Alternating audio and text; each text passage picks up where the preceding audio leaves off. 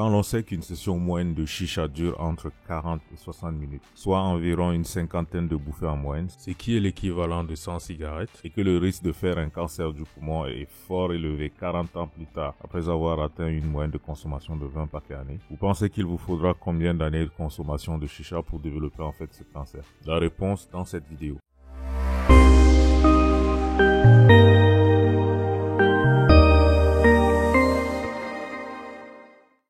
Eh bien, salut à tout le monde et merci encore d'être là aujourd'hui. Nous parlerons des effets néfastes de la chicha sur notre santé.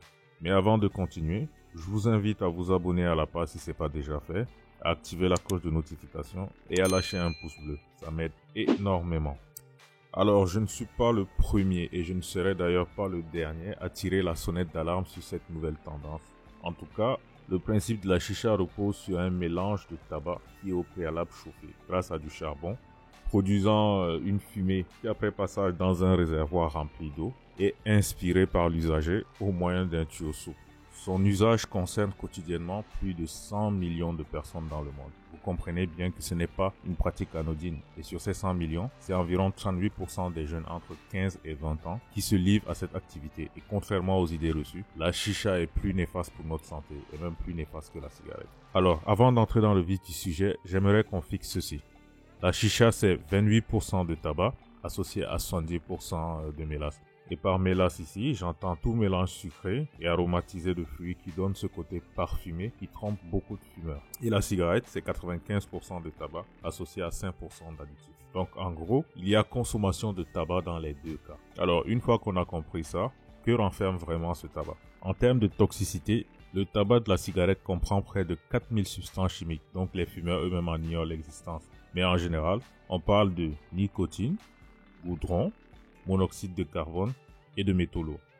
Et concernant le tabac de la chicha, en plus d'avoir toutes ces substances comprises dans la cigarette, elle contient également le charbon de l'ensemble du revêtement de la chicha.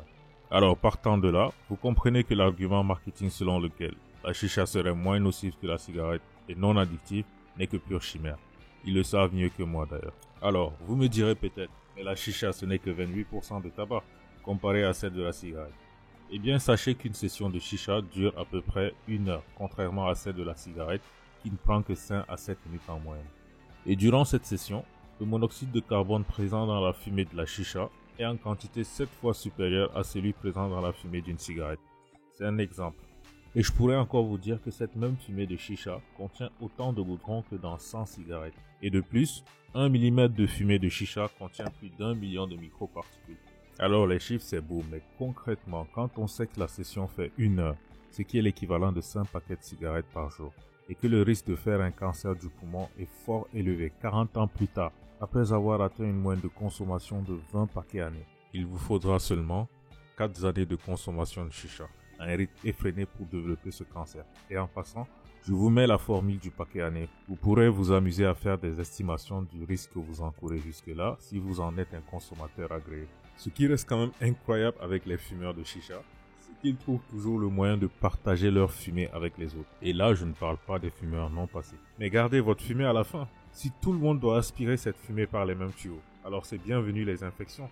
Cette pratique expose aux hépatites virales, la tuberculose, bref, toutes les maladies qui nécessitent une transmission aéroportée par l'intermédiaire des gouttelettes.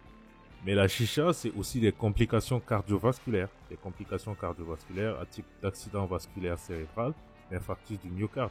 Et plus récemment, on parle même de diabète de type 2. Alors, je vais vous dire quelque chose de sincère. En général, quand on se retrouve dans ce carré, c'est très compliqué de faire machine arrière. Hormis ceux et celles qui disposent par exemple d'une bonne mutuelle de santé. Et même jusque-là, il n'y a pas de garantie. Donc, de grâce, préservons notre souffle. La meilleure des solutions, c'est de nous abstenir de toute forme de tabagisme. Je dis bien toute forme, que ce soit la cigarette ou la chicha. Et voilà, merci de m'avoir suivi jusque-là. Je pourrais peut-être vous proposer dans le cadre d'une autre vidéo les mesures de lutte contre ces formes de tabagisme. Mais en attendant, n'hésitez pas à vous abonner et à activer la cloche de notification pour ne louper aucun épisode. Je vous dis, Saiton!